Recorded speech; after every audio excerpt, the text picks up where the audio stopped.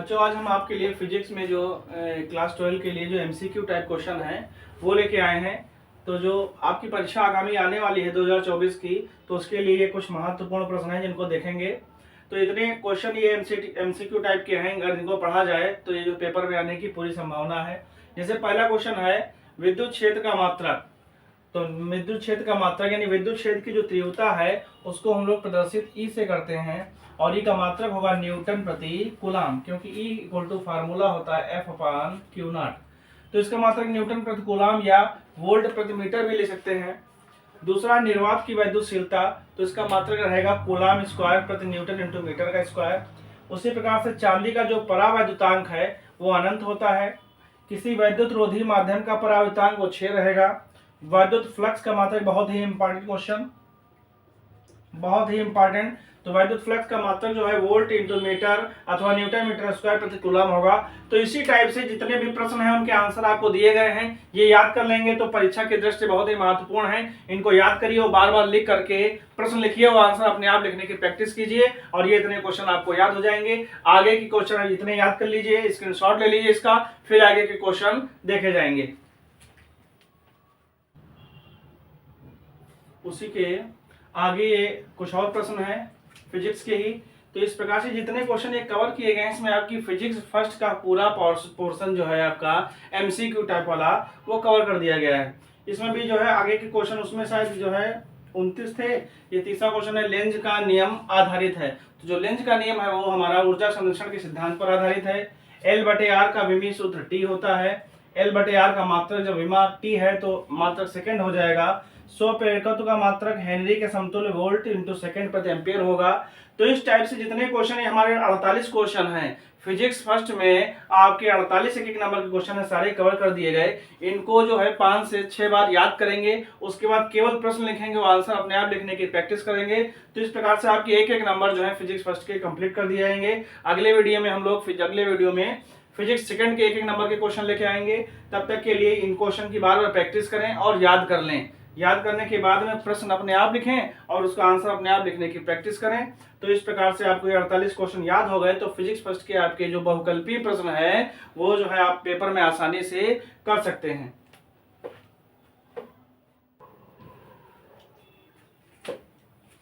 बच्चों आज हम व्हीटस्टोन सेतु से संबंधित कुछ अंकित प्रश्नों का अध्ययन करेंगे। पेपर में आ जाता है 5 नंबर में फिजिक्स में। तो उसी में जो है कुछ इंपॉर्टेंट क्वेश्चन लिए जाएंगे। उसी में पहला क्वेश्चन है दिया है आपको कि बिंदुओं ए व बी के बीच तुल्य प्रतिरोध ज्ञात कीजिए। तो इस टाइप का फिगर आया है। तो ये पहला है 3 ओम, फिर 3 ओम, 8 ओम, 6 ओम और 6 ओम। तो बिंदु ए और बी के बीच हमको तुल्य प्रतिरोध ज्ञात करना है। तो किस प्रकार से करेंगे, तो थोड़ा सा दिमाग लगाएंगे। व्हीटस्टोन सूत्र, तो व्हीटस्टोन सेतु में जो संतुलन की स्थिति होती है वो P upon q equal to R upon S होती है। तो इस प्रकार के अगर क्वेश्चन आ जाएंगे तो पहले हम चेक कर लेंगे कहीं ये व्हीटस्टोन सेतु की स्थिति को संतुष्ट तो नहीं कर रहा है। तो इसको देखेंगे हम लोग, ऐसे ओरली देख लेंगे कि अगर जो 3 को 6 से डिवाइड करें तो 1/2 आएगा और 3 को 6 से डिवाइड करें तो 1/2 आएगा। तो ये व्हीटस्टोन सेतु की संतुलन की स्थिति को संतुष्ट कर रहा है। तो इसको इस प्रकार से बनाएंगे, लिखेंगे दिए गए परिपथ को परिवर्तित करने पर। तो परिवर्तित हम लोग कैसे करेंगे, हम लोग जान गए कि ये व्हीटस्टोन सेतु है। तो ऐसे बनाएंगे बिंदु ए, उसके बाद में ये बनाएंगे, ऐसे बनाएंगे, फिर ऐसे बनाएंगे, ये बना दिया, ये बना दिया हम लोगों ने। अब देखिए ये हमारा 3 ओम, ये हमारा 6 ओम, फिर ये 3 ओम और ये हमारा 6 ओम। ये बिंदु ए था और ये बिंदु बी है हमारा। इसको हमने सी मान लिया और इसको हमने डी मान लिया। अब देखेंगे और ये बीच में हमारा था 8 ओम। एक बार फिर देखेंगे हम लोग कैसे पहचानेंगे कि जब इस टाइप का क्वेश्चन आ जाएगा तो देखेंगे 3 को अगर 6 से भाग 6 3/6 करेंगे तो 1/2 आएगा। 3/6 करेंगे तो 1/2 आएगा, मतलब P अपान Q अपान R अपान बराबर R अपान S की स्थिति संतुष्ट हो रही है। तो इसको व्हीटस्टोन सेतु में दिए गए परिपथ को पहले हम लोग व्हीटस्टोन सेतु के परिपथ में कन्वर्ट कर लेंगे। उसके बाद लिखेंगे चूंकि व्हीटस्टोन सेतु में संतुलन की स्थिति से, तो संतुलन की स्थिति कैसे आएगी देखेंगे हम लोग। P अपान Q होता है संतुलन की स्थिति, तो ब्रैकेट में लिख देंगे P upon Q equal to R upon S से। तो देखेंगे 3/6 बराबर 3/6 बराबर आ रहा है, इसका मतलब ये एक व्हीटस्टोन सेतु बना रहा है। तो इसका मतलब अतः 8 ओम में कोई धारा नहीं बह रही है। जब व्हीटस्टोन सेतु होता है तो उसके बीच वाले प्रतिरोध में कोई भी धारा नहीं बह रही होती, इसी को जो है अविक्षेप की स्थिति कहते हैं। तो जब इतना हो गया तो इससे हमको ये पता चल जाता है कि जितनी धारा इसमें बह रही है उतनी ही धारा इसमें बहेगी, और जितनी धारा अगर इसमें I1 है तो इसमें भी I1 रहेगी, और अगर इसमें I2 है तो इसमें भी बहने वाली धारा I2 होगी। तो हमको दिए गए परिपथ में A और B के बीच तुल्य प्रतिरोध निकालना है। प्रतिरोध को हम लोग R से प्रदर्शित करते हैं, तो ओम के नियम से V बराबर IR, यानी IR बराबर हमारा हो जाएगा V अपान I। R बराबर हमारा क्या हो जाएगा, V अपान I हो जाएगा। तो तुल्य प्रतिरोध निकालना है, R निकालना है। दी गई धारा नहीं दी है हमको, तो इसमें हमने देखा कि जो धारा इसमें बहेगी वही धारा इसमें बहेगी, और जो धारा इसमें बहेगी वही धारा इसमें बहेगी। तो हमको तुल्य प्रतिरोध निकालना है, R निकालना है। तो देखेंगे भुजा ACB में हम लोग क्या निकाल लेंगे, प्रतिरोध निकाल लेंगे R1। तो ये और ये श्रेणी क्रम में है, और श्रेणी क्रम के लिए डायरेक्ट जोड़ दिया जाता है। तो हमारा R1 कितना आ गया, 9 ओम आ गया। इसी प्रकार से AD और B में निकाल लेंगे। AD B में प्रतिरोध, तो R2 बराबर देखेंगे ये और ये श्रेणी क्रम में है, तो 3 + 6, तो R2 बराबर भी हमारा 9 ओम आ गया। अब जब ये दोनों श्रेणी क्रम से जोड़ करके एक प्रतिरोध बना दिए, तो एक ऊपर और एक नीचे, तो ये दोनों समांतर क्रम में हो जाएंगे। तो चूंकि R1 व R2 समांतर क्रम में है, इसलिए A व B के बीच तुल्य प्रतिरोध। तो जब समांतर क्रम की बात आएगी तो 1/R बराबर 1/R1 और प्लस 1/R2। तो R1 का मान हमारा कितना आया है, 9, और R2 का मान भी हमारा 9 आया है। तो 1/R बराबर लासा 9 आ जाएगा। तो 1 + 1, 1/R बराबर 2/9, या R बराबर 9/2, या R बराबर 4.5 ओम। एक बार फिर से देख लेंगे, ये क्वेश्चन आएगा पेपर में दिया होगा और कहेगा बिंदु A व B के बीच तुल्य प्रतिरोध ज्ञात कीजिए। तो पहले हम लोग चेक करेंगे, वहां पर लिखा नहीं होगा कि ये क्वेश्चन दिया गया व्हीटस्टोन सेतु से संबंधित है। तो इस क्वेश्चन में हमने चेक करेंगे पहले कि इधर की जो दो है प्रतिरोध और इन दो प्रतिरोधों का अनुपात अगर समान है तो ये व्हीटस्टोन सेतु है। तो इसको हम लोग व्हीटस्टोन सेतु में कन्वर्ट कर लेंगे। और व्हीटस्टोन सेतु की खास बात होती है कि बीच वाले प्रतिरोध में कोई भी धारा नहीं बहती, इसको अविक्षेप की स्थिति कहते हैं, या संतुलन की स्थिति में P/Q = R/S। तो ये संतुष्ट हो रहा है, इसलिए 8 ओम में कोई धारा नहीं बहेगी। तो जब धारा नहीं बहेगी तो व्हीटस्टोन सेतु की कंडीशन होती है, अगर बीच वाले में कोई धारा नहीं बह रहा है तो ये दोनों श्रेणी क्रम में और नीचे वाले प्रतिरोध भी हमेशा श्रेणी क्रम में रहेंगे। तो श्रेणी क्रम के लिए तुल्य प्रतिरोध निकाल लिया, डायरेक्ट जोड़ दो। नीचे के भी श्रेणी क्रम में डायरेक्ट जोड़ दिया। उसके बाद ये जो जुड़ के और ये जुड़ के जो आमने सामने हो गए तो ये समांतर क्रम में हो गए। तो समांतर क्रम के लिए तुल्य प्रतिरोध निकाल लिया और इस प्रकार से बिंदु A व B के बीच हमको तुल्य प्रतिरोध प्राप्त हो गया। इसका स्क्रीनशॉट ले लें। उसी क्रम में अगला क्वेश्चन है, ये परिपथ आपको सर्किट दिया गया है और कह रहा है कि जो है परिपथ में एमीटर द्वारा मापी गई धारा ज्ञात कीजिए। तो करंट निकालना है यानी I निकालना है, और I का फार्मूला होता है V अपान आर। ये अपने माइंड में डेवलप कर लेंगे कि I बराबर V अपान आर, और हमको I फाइंड करना है। तो V तो हमको दिया है, केवल क्या निकालना है, इस पूरे परिपथ का तुल्य प्रतिरोध अगर हम निकाल लेंगे तो आसानी से धारा प्राप्त कर लेंगे। पिछले वर्ष ये आया था क्वेश्चन, ये देखेंगे। तो हम लोग देख रहे हैं कि इस टाइप से क्वेश्चन दिया है, तो इसमें चेक करेंगे कहीं व्हीट स्टोन सेतु या व्हीट स्टोन ब्रिज का निर्माण तो नहीं हो रहा है। तो देखेंगे 20 × 20, 20 × 20, 1:1 आ रहा है, 20 × 20 और 20 × 20, यहाँ भी 1 = 1 आ रहा है। तो इस प्रकार से ये जो प्रतिरोध है व्हीट स्टोन सेतु का निर्माण कर रहे हैं। तो लिख देंगे, हम लोग लिखेंगे, चूंकि दिया गया परिपथ एक संतुष्ट व्हीट स्टोन सेतु का निर्माण कर रहा है। जब व्हीट स्टोन सेतु का निर्माण कर रहा है तो इसके बीच वाले प्रतिरोधों में कोई धारा नहीं बहेगी। तो लिख देंगे, अतः 10 ओम व 10 ओम के प्रतिरोधों में कोई धारा प्रवाहित नहीं होगी।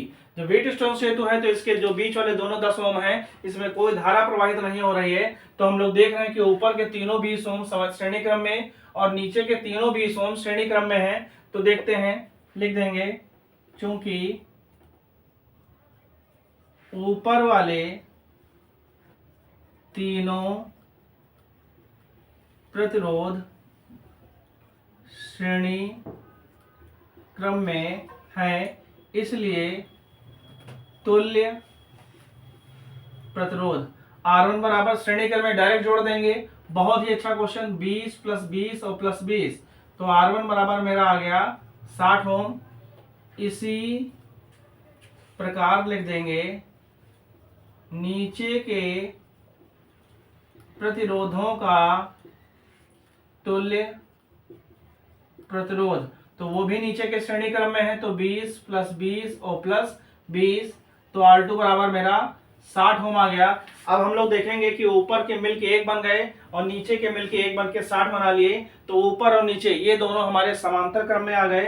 तो लिख देंगे, चूंकि R1 व R2 समांतर क्रम में है, इसलिए परिपथ का तुल्य प्रतिरोध। तो समांतर क्रम के लिए सूत्र लगता है 1/r, जितने भी हो उनको अपान में जोड़ते चले जाएंगे व्युत्क्रम करके। तो 1/r = 1/60 + 1/60, तो एलसीएम हमारा आ जाएगा 60, तो 1 + 1। तो इस प्रकार से 1/r बराबर 2/60, काट देंगे तो 30, तो क्रॉस मल्टीप्लाई, तो R बराबर हमारा 30 ओम आ गया। तो इस प्रकार से परिपथ का हमने तुल्य प्रतिरोध ज्ञात कर लिया। और चूंकि V बराबर हमें पता है कितना है, 60 वोल्ट है, इसलिए परिपथ की धारा I बराबर फार्मूला होगा V/R। तो V की वैल्यू 60 और R की वैल्यू 30, 30 × 60, तो परिपथ की धारा हमारी आ गई 2 एम्पियर। फिर से देख लेंगे एक बार कि ये जो परिपथ दिया था, सर्किट दिया था, तो इसमें इनका रेशियो और इनका रेशियो सेम है, नीचे इनका रेशियो सेम है। तो इसका मतलब एक संतुष्ट व्हीट स्टोन सेतु का निर्माण कर रहे हैं। और जब ये व्हीट स्टोन सेतु का निर्माण कर रहे हैं तो बीच वाले प्रतिरोध में कोई भी धारा नहीं बहेगी। जब कोई धारा नहीं बहेगी तो ऊपर के तीनों प्रतिरोध आपके श्रेणी क्रम में और नीचे के तीनों प्रतिरोध आपके श्रेणी क्रम में। तो पहले ऊपर वाले तीनों प्रतिरोध श्रेणी क्रम में तो डायरेक्ट जोड़ दिया, नीचे वाले तीनों प्रतिरोध श्रेणी क्रम में तो डायरेक्ट जोड़ दिया। अब ये ऊपर जुड़ के एक प्रतिरोध बना लिए, नीचे वाले जुड़ के एक प्रतिरोध बना लिए और ऊपर नीचे हो गए, तो ये समांतर क्रम में हो गए। और समांतर क्रम के लिए तुल्य प्रतिरोध, जो प्रतिरोध दिए हों उनको हम लोग व्युत्क्रम करके लिख देते हैं। और इस प्रकार से हमने पूरे परिपथ का प्रतिरोध निकाल लिया। 30 ओम, V हमको दिया था 60 वोल्ट, तो I बराबर ओम के नियम से सूत्र होता है V/R, V की जगह 60 और की जगह 30, तो I हमारी 2 एम्पियर आ गई। उसी में अगला देखना है हम लोग, परिपथ दिया है हमारा, तो 3 प्रतिरोध के साथ एक संधारित्र जुड़ा हुआ है। तो पहला 2 ओम, 3 ओम और 5 ओम, और ये 2 माइक्रोफैरड की धारिता दी हुई है। प्रवाहित होने वाली धारा 2 एम्पियर है। कह रहा था संचित ऊर्जा ज्ञात कीजिए। तो संधारित्र के सवाल में जब भी ऊर्जा की बात आएगी तो यू, और इसका फार्मूला माइंड में आएगा 1/2 CV²। तो सी तो हमको पता है 2 माइक्रोफैरेड, यू तो हमको फाइंड करनी है, खाली वी निकालना है हमको। इस पूरे परिपथ से अगर जो विभवांतर वी निकाल लेंगे तो हमारा काम आसान हो जाएगा। देखेंगे चूंकि 2 ओम, 3 ओम, 5 ओम किस क्रम में है? श्रेणी क्रम में है। तो श्रेणी क्रम में है तो इसलिए तुल्य प्रतिरोध, R बराबर डायरेक्ट जोड़ देंगे 2 + 3 और +5। तो R बराबर 2 + 3 और 2 3 5 और 5 10 ओम। तो तुल्य प्रतिरोध हमारा 10 ओम आ गया। और धारा हमारी दी थी I बराबर 2 एम्पियर। ओम के नियम से, ओम का नियम होता है V बराबर IR। तो V बराबर I 2 है और हमारा 10 है, तो V हमारा 20 वोल्ट आ गया। इसलिए संचित ऊर्जा U बराबर फार्मूला होगा 1/2 CV²। तो U बराबर 1/2। तो धारिता हमारी 2 माइक्रोफैरेड है, तो इसको फैरेड में बनाने के लिए 10⁻⁻6 कर लेंगे। और V का मान हमारा 20 है, इसका स्क्वायर कर देंगे। 2 से 2 कैंसिल हो गया, तो 20 का स्क्वायर 400 और इंटू 10⁻⁻6। तो ये 2 जीरो कम पड़ जाएंगे, तो 4 × 10⁻⁻4 रह जाएगा। और ऊर्जा का मात्रक जूल होता है। फिर से देख लेंगे एक बार कि तीनों जो प्रतिरोध थे वो हमारे श्रेणी क्रम में थे, तो हमने तुल्य प्रतिरोध निकाल लिया डायरेक्ट जोड़ करके। और बहने वाली धारा आई हमारी 2 एम्पियर थी, पता है हमको। तो ओम का नियम जो हमारा होता है, ओम का नियम हमारा होता है V बराबर IR। तो इससे I और R के मान डाल के हमने V निकाल लिया। और संचित ऊर्जा का सूत्र है ही है U बराबर 1/2 CV²। इसका डेरिवेशन भी इंपॉर्टेंट है। मान डाल दिया तो हमारी संचित ऊर्जा 4 × 10⁻⁻4 जूल आ गई। उसमें अगला क्वेश्चन ये दिया हुआ है, ये अच्छा क्वेश्चन है। कह रहा है कि यदि धारामापी G में कोई विक्षेप ना हो, तो अगर धारामापी में कोई विक्षेप नहीं होगा तो इसका मतलब जितनी धारा इस प्रतिरोध में है उतनी ही धारा इस प्रतिरोध में, जितनी धारा इस प्रतिरोध में है उतनी ही धारा इस प्रतिरोध में है। तो धारा हमेशा प्लस से माइनस की ओर चलती है, तो बड़े वाले को प्लस कहते हैं और छोटे वाले को माइनस कहते हैं। तो इधर से धारा I चली, यहाँ पे बढ़ गई, इधर जाई I1, इधर चली गई I2। इसमें कोई विक्षेप नहीं, तो इसका मतलब इसमें धारा समान और इसमें धारा समान है। तो जब इसमें कोई विक्षेप नहीं तो ये व्हीटस्टोन सेतु का काम करेगा। तो कह रहा है कि प्रतिरोध R का मान ज्ञात करना है और R में बहने वाली धारा का मान ज्ञात करना है। तो देखते हैं हम लोग, लिख देंगे चूंकि धारामापी G में कोई विक्षेप नहीं है, इसलिए यह परिपथ एक व्हीटस्टोन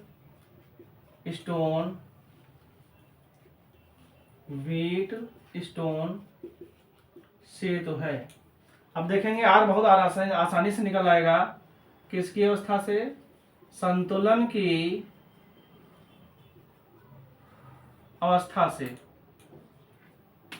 संतुलन की अवस्था होती है P/Q = R/S। तो P हमारा 15 है और Q हमारा R है। R हमारा 30 है और S हमारा 6 है। तो काटेंगे 6 कम 6, 6 पंचे 30, 5 3 15। तो R बराबर हमारा आ गया 3 ओम। तो हमको निकालना था R का मान ज्ञात कीजिए, तो R का मान तो 3 ओम आ गया। इसके बाद कह रहा था R में ही है, इसमें ही बहने वाली धारा, तो जितनी धारा इस प्रतिरोध में बहेगी उतनी ही धारा तो इस प्रतिरोध में बहेगी। इसका मतलब हमको I1 निकालना है। तो चूंकि ये और ये दोनों किस क्रम में है? श्रेणी क्रम में है। अकेले इस परिपथ में बहने वाली धारा नहीं निकाल सकते, पहले श्रेणी क्रम में करेंगे। तो लिखेंगे चूंकि 15 ओम व 3 ओम। अब R का मान हमारा कितना आ गया? 3 ओम। 3 ओम श्रेणी क्रम में है, इसलिए तुल्य प्रतिरोध। तो तुल्य प्रतिरोध क्या हो जाएगा? दोनों को डायरेक्ट जोड़ देंगे, 15 और +3। तो हमारा आ गया 15 और 3 18 ओम आ गया।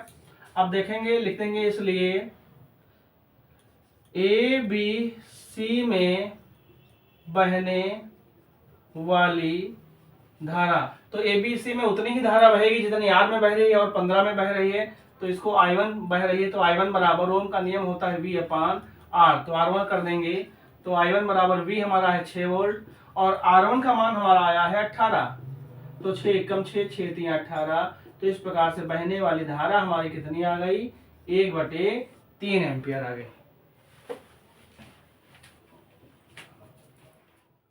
उसी क्रम में अगला क्वेश्चन है फिर से, तो लिखा है, क्वेश्चन कह रहा है कि ए व बी के बीच तुल्य प्रतिरोध व सेल में प्रवाहित धारा ज्ञात कीजिए। सॉरी, कह रहा है ए व बी के बीच तुल्य प्रतिरोध व सेल में प्रवाहित धारा ज्ञात करो, जबकि आंतरिक प्रतिरोध हमारा कितना है, नगण्य है।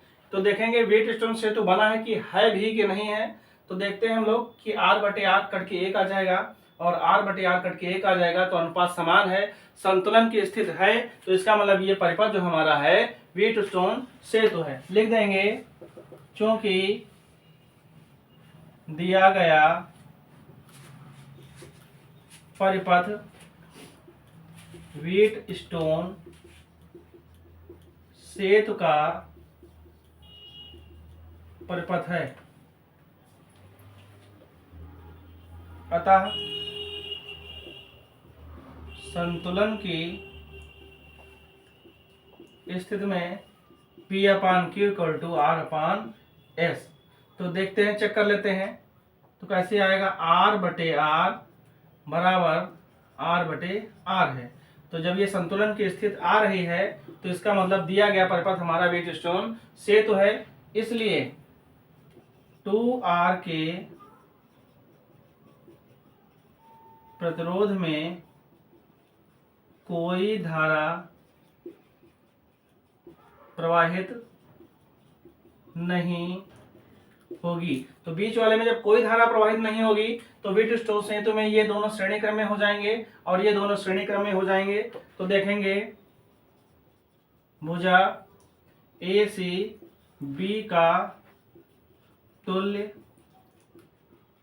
प्रतिरोध, तो तुल्य प्रतिरोध यानी R1 बराबर, डायरेक्ट जोड़ देंगे R प्लस R, तो R1 बराबर मेरा आ गया 2R, भुजा ADB का तुल्य प्रतिरोध R2 बराबर, ये भी श्रेणी क्रम में है, डायरेक्ट जोड़ देंगे R प्लस R, तो हमारा आ गया 2R। अब ये दोनों जोड़ करके एक प्रतिरोध बना लिए और ये दोनों जोड़ के एक प्रतिरोध बना लिए, आमने सामने हो गए, तो ये समांतर क्रम में हो गए। तो चूंकि R1 व R2 समांतर क्रम में है, इसलिए तुल्य प्रतिरोध, तो समांतर क्रम के लिए 1/, में कर देंगे 1/R1 प्लस 1/R2, तो 1/R बराबर 1/R1 हमारा 2R और R2 भी हमारा 2R आ गया, तो 1/R बराबर एलसीएम हमारा 2R आ गया, तो 1 प्लस 1, तो 1/R = 2/2R। इसको डैश कर देंगे जिसमें एक में मैच ना करे, तो देखते हैं 2 से 2 कैंसिल हो गया, तो R डैश तुल्य प्रतिरोध हमारा R आ गया। निकालना था हमको कि ए और बी के बीच तुल्य प्रतिरोध, तो तुल्य प्रतिरोध तो हमारा R आ गया। उसके बाद कह रहा था कि सेल में प्रवाहित धारा ज्ञात कीजिए, तो देखेंगे सेल में प्रवाहित धारा I बराबर फार्मूला होता है ओम के नियम से V/R, तो यहाँ पर प्रतिरोध हम वो विभव हमारा E है और तुल्य प्रतिरोध हमारा R आया है, तो सेल में प्रवाहित धारा हमारी E/R आ गई। उसी में एक और क्वेश्चन हम लोग देख लेते हैं। ये परिपथ दिया है, यदि तार AB की जो लंबाई है हमारी 4 मीटर है, तो धारा मापी के मुक्त सिरे को AB के किस बिंदु पर, ये जो धारा मापी है AB के किस बिंदु पर जोड़ना चाहिए कि धारा मापी में अवक्षेप की स्थिति उत्पन्न हो जाए। तो अगर धारा मापी में अवक्षेप की स्थिति उत्पन्न हो गई, तो वो ब्रिज हमारा, वो परिपथ हमारा व्हीटस्टोन सेतु हो जाएगा। तो हम ये पूरी लेंथ हमारी दी है, हमको पूरी लेंथ दी है 4 मीटर, मान लिया ये बिंदु हमारा है C और यहां तक हमने दूरी मान ली x, तो इधर की दूरी हमारी हो जाएगी 4 माइनस एक्स। फिर से देखेंगे, पूरी तार AB की लंबाई हमको दी थी 4 मीटर और कह रहा था AB के किस बिंदु पर जोड़े धारामापी को। तो AB के बिंदु C पर जोड़ दिया, जिसकी बिंदु A से दूरी हमने x मान ली, तो C से B की दूरी पूरी 4 से घट गई तो 4 माइनस एक्स हो गई। तो लिख देंगे चूंकि अविक्षेप की स्थिति में परिपथ व्हीटस्टोन सेतु की भांति व्यवहार करेगा।